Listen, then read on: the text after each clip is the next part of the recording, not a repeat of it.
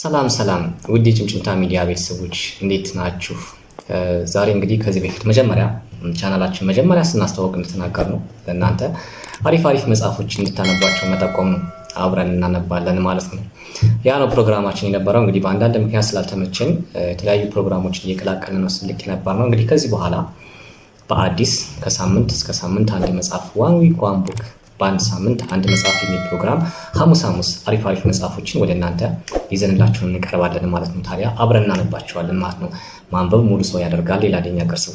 ስለዚህ አንብበን የተሻሉ ሰዎች እንሆናለን፣ የተሻለ አስተሳሰብ፣ የተሻለ ተናጋሪዎች እንሆናለን ማለት ነው። የተሻለ አሳቢዎች እንሆናለን፣ ብዙ ነገር ፈጣሪዎች እንሆናለን፣ ሰዎች የምናማክር ሰዎች እንሆናለን ማለት ነው።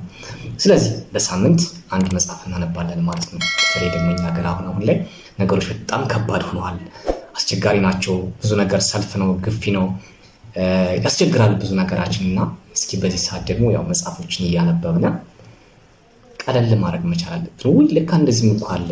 ምክንያቱም መጽሐፎች ሲጻፉ የተለየ ነገር ተፈጥረው አይደለም።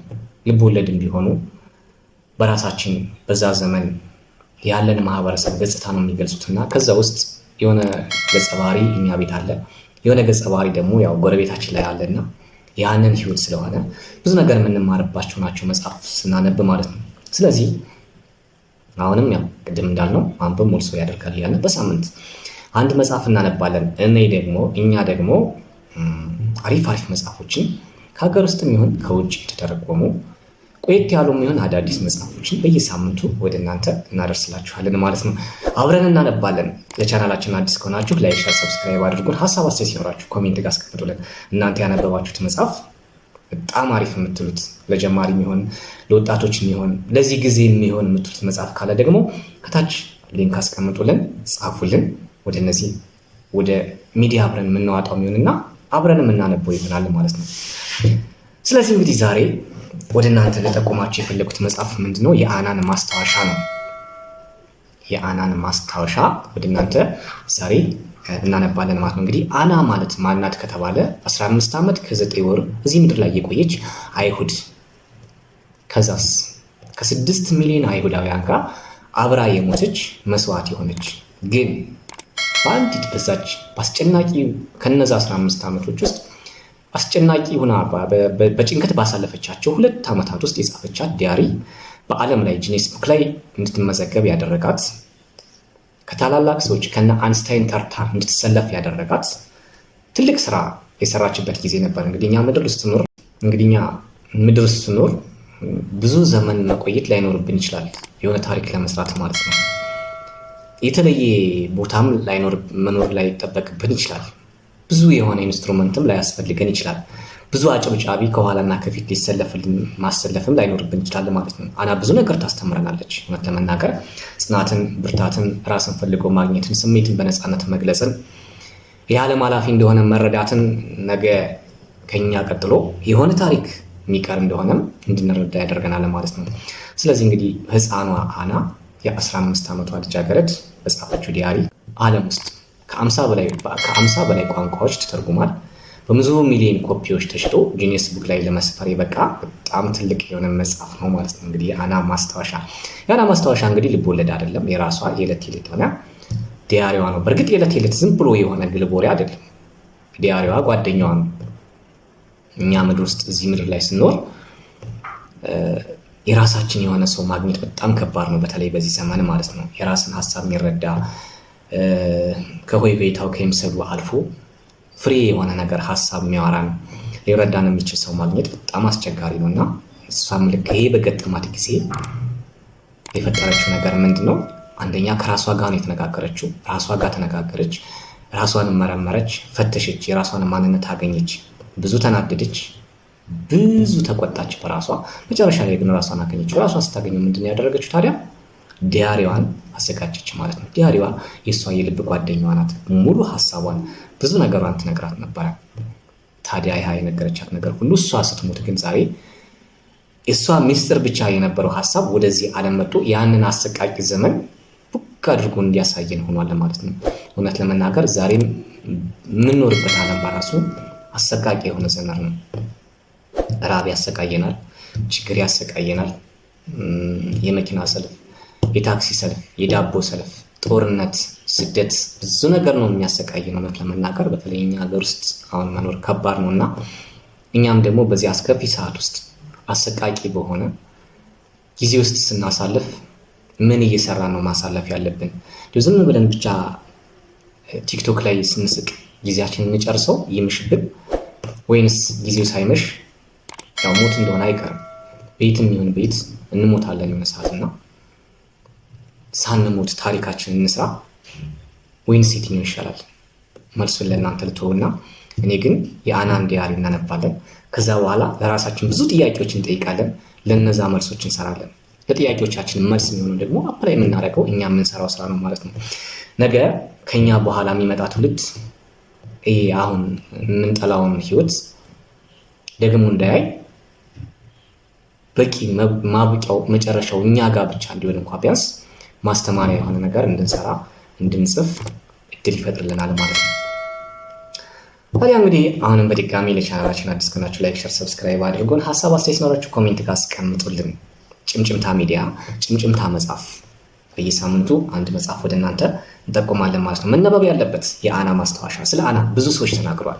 ብዙ ድራማዎች ተሰርተዋል። ብዙ ፊልሞች ተሰርተዋል። እኛ ሀገር እንኳ ቆይት ያሉ የአማርኛ ድራማዎች፣ የአማርኛ ፊልሞች የአናን ገጸ ባህሪ በማስመሰል ቃሉን በመጠቀም በተለይ ደግሞ የዲያሪዋን ስም በመጠቀም ብዙ ሰዎች እያሉ ሲጽፉ አይተናል። የአማርኛ ፊልም ማለት ነው። እኛ ሀገር ውስጥ ብዙ ሰው ሰርቷል። ብዙ ሰው ተለውጦበታል። ታዲያ እናንተን ብታነቡት እውቀት ብቻ አይደለም ጽናትን ታተርፉበታላችሁ። ቅንነትን፣ ታማኝነትን፣ ራስን ፈልጎ ማግኘትን፣ በችግር ውስጥ ማለፍን የሰው ልጅ ቋሚ አይደለም እና ለነገ ከኛ በኋላ ለሚቀረው ስማችን ደግሞ ታሪክ መስራትን ሁሉ እንማርበታለን ማለት ነው። ትራጀዲ የሆነ አሳዛኝ የሆነ አስተማሪም የሆነ እንግዲህ ብዙ ነገር ነው የሚያስተምረን።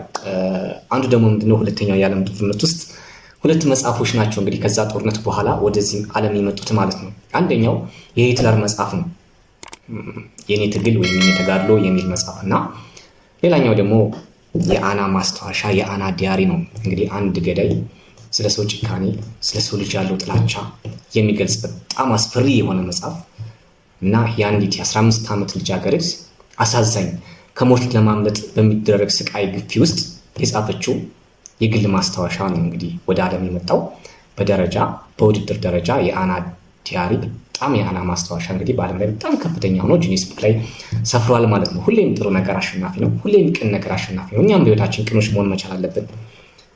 ቀናተኞች፣ ምቀኞች ሰዎችን የምንጠላ መሆን የለብንም። ወንድሞቻችንን የምናባረር የምናሳድድ መሆን የለብንም። ወንድሙ እየገደለን አሁን እየተቸገርን ያለ ነው እና ይህንን ሁሉ ያስተምረናል ማለት ነው። ሁሌም ጥሩ። ሌላኛው ደግሞ የሚያስተምረን ነገር ደግሞ ምንድነው? እኛ ነገ ታሪካችን ላይ የሆነ ነገር ለማስቀመጥ እውነት ለመናገር ዛሬ የይምሰል ሰዎችን ሰብስበን ማስጨብጨብ አይጠበቅብንም። ሚዲያውን በማፈን ስለኛ እንዲነገር ማድረግ አይጠበቅብንም። ምክንያቱም አና ሚዲያ አልነበራትም። ሚዲያ አይደለም ወጣ የፀሐይ ብርሃን እንኳን ማግኘት የምትችል ህፃን አልነበረችም። ተደብቃ ኮርኒስ ውስጥ የምትኖር 2 ዓመታትን ኮርኒስ ውስጥ የምትኖር የነበረች ህፃን ልጅ ነች። ግን በዛ ጊዜ ውስጥ በጻፈቻቸው አስደናቂ ዲያሪዋ ማስታወሻ ውስጥ የነበሩ ሀሳቦች ዛሬ ወጥተው ዓለም ላይ እሷ ባትኖርም እንኳ ብርሃን ኮከብ እንድትሆን የብዙዎች መማሪያ፣ የብዙዎች መጽናኛ፣ የብዙዎች የአሸናፊነት ምልክት፣ የጽናት ምልክት ለመሆን በቅታለች ማለት ነው። ስለዚህ እኛም በህይወታችን ውስጥ የምንሰራቸው ስራዎች ግዴታ እንዲጨበጨብልን አያስፈልግም። ግዴታ ሚዲያ በሙሉ ሆይ ሆይ እንዲለን አያስፈልግም። የሚያስፈልገን ምንድን ነው? በትክክለኛው መንገድ መሄድ፣ መጽናት፣ በዓላማችን መጽናት፣ መበርታት፣ መትካት፣ ቅን መሆን፣ ለሰዎች ሁሉ ጥሩ ማሰብ ነው። ስሜትን በነፃነት መግለጽ ነው ሁሌም አሸናፊ የሚያደርገን እና ነገ እኛ በአካለ ስጋ ባንኖር እንኳ ስማችን ሕያው ሆኖ ለዘላለም ይቆያል ማለት ነው። ታዲያ ስለ አና ስናወራ ብዙ ሰዎች እንደተነጋገረው ያው ድራማ ተሰርቷል፣ ፊልም ተሰርቶባቸዋል። እሷ ወክለው ሰርተዋል። እሷን ወክላ ድራማ ፊልም ላይ እየሰራችው ደግሞ የፊልም ተዋናይ የሆነችው ናታሊ ፖርትማን ስለ እሷ ብዙ ነገር ትናገራለች። 3 ጊዜ አነበብኩ ትላለች። አንዴ ደግሞ እሷን ሆኜ ተወንኩ ትላለች። የመጀመሪያ ጊዜ ሳነበው ገና ልጅ ነበርኩ እና መጽሐፉ ላይ ዲያሪዋ ላይ የታየኝ አባቷ ጋር የነበረው ብርቱ የሆነ ፍቅር፣ የሚያስቀና ፍቅር ነበረ ትላለች። ታዲያ ለሁለተኛ ጊዜ ሳነበው ደግሞ ፒተር የሚባል እንግዲህ እዛ ውስጥ ከነበሩ 8 ሰዎች ውስጥ አንደኛው የአባቷ ሸሪክ የነበረ የእሱ ልጅ ፒተር የሚባል ልጅ 16 ዓመት ልጅ አብሯት ነበረና እሷ ጋር አና በዛ አስጨናቂ ፍቅር ህይወት ውስጥ በሞት መካከል ሆና ፍቅር ይዟት ነበርና ስለዛ ታሪክ ያነበቡት ነገር በጣም መስጦኝ ነበር ትላለች እንግዲህ ናታሊ ፖርትማን ማለት ነው። ሌላኛው ደግሞ ሶስተኛ እኔ መድረክ ላይ ሆኜ ስተውነው የታየኝ የእሷ ባህሪ ነበረ ትላለች። ግልፍተኝነቷ፣ ቁጣዋ፣ የራሷን ውሳኔ በራሷ መንገድ የምታካሄደው ነገር በደንብ ታይቶ ነበር ትላለች። ከዛ በኋላ በደንብ ከፍ ብያለሁ 18 ዓመት ሞልቶኝ የአናን ታሪክ በደንብ ለማጥናት ስሞክር ራሴን እንድፈልግ እድል ሰጠኝ ትላለች። ወደንም ጠላንም ጦርነት እዚህ ምድር ላይ መቼም አለ፣ አይቆምም። ምናልባት ይቆም ቢባል እንኳ ቶሎ አይሆንም ትላለች። ስለዚህ ራሳችንን ማሳመን ነው። በዛ ሂደት ውስጥ ነገ እንኳ ብንሞት እኛ ምድር ውስጥ ምን ሰርቼ ልሞት የሚለው ነገር ያሳስበኛል ትላለች። እንግዲህ ናታሊ ፖርትማን ታዋቂ የፊልም ተዋናይ ናት። የአናን ወክላ መድረክ ላይ የተወነችና የተሸለመች ናት። ብዙ ሰዎች ስለሷ ብዙ ነገር ተናግረዋል። መጽሐፉን ስታነቡ ታገኙታላችሁ ማለት ነው። ታዲያ በዚህ ሳምንት ከሐሙስ እስከ ሐሙስ ይህንን መጽሐፍ እንድታነቡት ግብዣዬ ነው። እስከ ሳምንት መልካም ሳምንት። የአናን ማስታወሻ እናነባለን ማለት ነው። ከሳምንቱ በኋላ ደግሞ ሌላ መጽሐፍ ይዘን እንመጣለን።